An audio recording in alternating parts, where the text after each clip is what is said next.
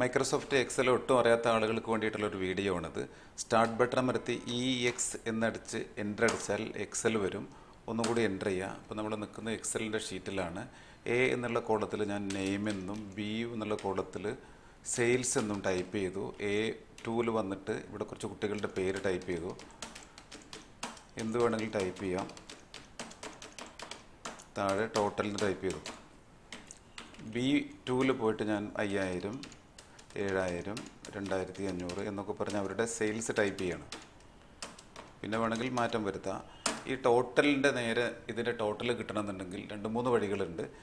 സ്ക്രീനിൻ്റെ വലതുവശത്ത് മുകളിൽ auto some എന്ന് പറഞ്ഞൊരു ബട്ടൺ ഉണ്ടാവും. അത് ഡബിൾ ക്ലിക്ക് ചെയ്യലാണ് ഏറ്റവും പോപ്പുലറായ വഴി.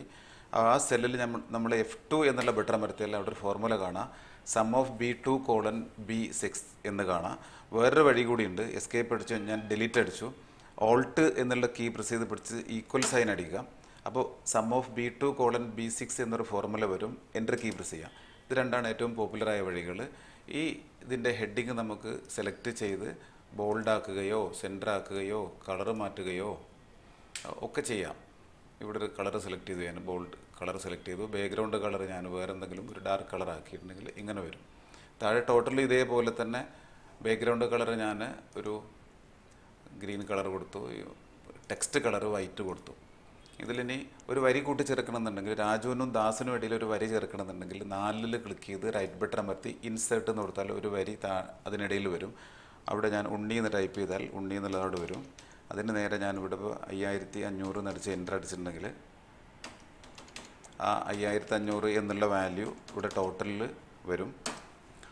ഇവിടെ ഞാൻ 4000 എന്നുള്ളത് 3500 ആക്കി കുറച്ചിട്ടുണ്ടെങ്കിൽ ഈ ടോട്ടൽ എമൗണ്ട് കുറയും. മൊത്തം സെലക്ട് ചെയ്യണമെന്നുണ്ടെങ്കിൽ കൺട്രോൾ A അടിച്ചിട്ട് ഇവിടെ ബോർഡേഴ്സ് എന്നുള്ളൊരു ബട്ടൺ ഉണ്ടാവും. അവിടെ പോയിട്ട് ഓൾ ബോർഡേഴ്സ് എന്നിട്ട് കൊടുക്കുക. ഹെഡിങ്ങിൻ്റെ ഫോണ്ട് മാറ്റണമെങ്കിൽ ഫോണ്ടിൽ പോയി നമുക്ക് വേണമെങ്കിൽ മാറ്റി കൊടുക്കാം. അൾജീരിയൻ എന്ന് പറഞ്ഞൊരു ഫോണ്ട് കൊടുത്തു. ടോട്ടലിൻ്റെ ഫോണ്ടും തന്നെ ഞാൻ ബോൾഡാക്കി. ഫോണ്ട് മാറ്റണമെന്നുണ്ടെങ്കിൽ വേറെ എന്തെങ്കിലും ഏരിയൽ ബ്ലാക്കോ മറ്റോ കൊടുത്തു. ഇത്രയേ ഉള്ളൂ. ഫയൽ നല്ല മെനു പോയി സാധാരണ പോലെ സേവ് കൊടുക്കുക. ഡോക്യുമെൻറ്റ്സ് എടുത്തിട്ട് ഫയൽ നെയിം ഞാൻ സെയിൽസ് എന്ന് ടൈപ്പ് ചെയ്തു, എൻ്റർ ചെയ്തു, ക്ലോസ് ചെയ്തു. ഡോക്യുമെൻറ്റ്സ് എടുത്ത് നോക്കിയിട്ടുണ്ടെങ്കിൽ ആ ഫയൽ ലാസ്റ്റ് സേവ് ചെയ്ത ഫയൽ സെയിൽസ് എന്ന ഫയൽ കാണാം. ആ ഡബിൾ ക്ലിക്ക് ചെയ്താൽ ഓപ്പൺ ആക്കാം. നമുക്കതിൽ മാറ്റം വരുന്നുണ്ടെങ്കിൽ ഈ 2500 എന്നുള്ളത് ഞാൻ 3500 എന്നാക്കി മാറ്റിയിട്ടുണ്ടെങ്കിൽ ടോട്ടൽ ചേഞ്ച് ചെയ്തു. ഫയൽ മെനുവിൽ പോയി ഒന്നുകൂടി സേവ് ചെയ്ത് ക്ലോസ് ചെയ്തിട്ടുണ്ടെങ്കിൽ ഡോക്യുമെൻറ്റ്സ് ഒക്കെ തന്നെ വരും. ഇനി ഞാൻ നിലവിലുള്ളൊരു ഫയൽ സ്റ്റുഡൻസ് എന്നുള്ളത് ഡബിൾ ക്ലിക്ക് ചെയ്ത് ഓപ്പൺ ചെയ്തു. ഇതിലിപ്പം മാറ്റർ ഉണ്ട്. നമുക്കിതിൽ പുതുതായിട്ടൊന്നും കൂട്ടിച്ചേർക്കാനില്ല. ഇതിൽ കുറച്ച് പൊസിഷൻ ചേഞ്ച് ചെയ്യാൻ മാത്രമാണുള്ളത്. എനിക്ക് ഈ പ്ലേസ് എന്നുള്ളത് നെയിമിനും സെക്സിനും ഇടയിലേക്ക് കൊണ്ടുവരണമെന്നുണ്ടെങ്കിൽ ബിയിൽ ക്ലിക്ക് ചെയ്ത് റൈറ്റ് ബട്ടൺ അമർത്തി ഇൻസേർട്ട് എന്ന് കൊടുത്താൽ ഒരു കോളം അവിടെ പുതിയത് വരും. എന്നുള്ള കോളത്തിൽ ക്ലിക്ക് ചെയ്ത് റൈറ്റ് ബട്ടൺ അമർത്തി കട്ട് ചെയ്ത് ബിയിൽ ക്ലിക്ക് ചെയ്ത് പേസ്റ്റ് അടിച്ചാൽ അതവിടെ വരും. ക്ലിക്ക് ചെയ്ത് റൈറ്റ് ബട്ടൺ അമർത്തി ഡിലീറ്റ് അടിച്ചിട്ടുണ്ടെങ്കിൽ ആ കോളം പോവും. ഒരു വരി പരസ്പരം മാറ്റണമെന്നുണ്ടെങ്കിൽ ഈ സമീറിൻ്റെ സീമക്ക് അടിയിലേക്ക് കൊണ്ടുവരണമെന്നുണ്ടെങ്കിൽ സമ്മതിൽ ക്ലിക്ക് ചെയ്ത് റൈറ്റ് ബട്ടൺ അമർത്തി ഇൻസേർട്ട് എന്ന് കൊടുത്തിട്ടുണ്ടെങ്കിൽ ഒരു റോ അവിടെ ഇൻസേർട്ട് ചെയ്യപ്പെടും. സമീർ എന്നുള്ള 7 ക്ലിക്ക് ചെയ്ത് റൈറ്റ് ബട്ടൺ അമർത്തി കട്ട് ചെയ്ത് ഈ 4ാമത്തെ വരിയിൽ വന്ന് പേസ്റ്റ് ചെയ്താൽ ആ വരി മേലോട്ട് മൂവ് ആവും. 7 ക്ലിക്ക് ചെയ്ത് റൈറ്റ് ബട്ടൺ അമർത്തി ഡിലീറ്റ് അടിച്ചിട്ടുണ്ടെങ്കിൽ ഡിലീറ്റ് ആവും. ഇനി ഇതിലൊരു എക്സ്ട്രാ കോളം ആഡ് ചെയ്യണമെന്നുണ്ടെങ്കിൽ നെയിമിനും പ്ലേസിനും ഇടയിലാണെങ്കിൽ ബിയിൽ ക്ലിക്ക് ചെയ്ത് റൈറ്റ് ബട്ടൺ അമർത്തി ഇൻസേർട്ട് കൊടുക്കുക. ഇവിടെ ഞാൻ ഏജ് എന്ന് ടൈപ്പ് ചെയ്തിട്ട് ഇവരുടെ ഏജ് ടൈപ്പ് ചെയ്യാണ്. ഒരു സെല്ലിൽ മാറ്റം വരുത്താനുള്ള ബട്ടൺ F2 ആണ്.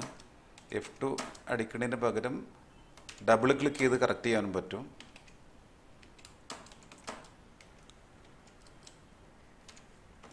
ഡബിൾ ക്ലിക്ക് ചെയ്ത് മാറ്റം വരുത്താം. കിരൺ തോമസിനാക്കണമെങ്കിൽ ഇവിടെ പോയി ഡബിൾ ക്ലിക്ക് ചെയ്തിട്ട് സ്പേസ് ഇട്ട് തോമസ് എന്നടിക്കാം.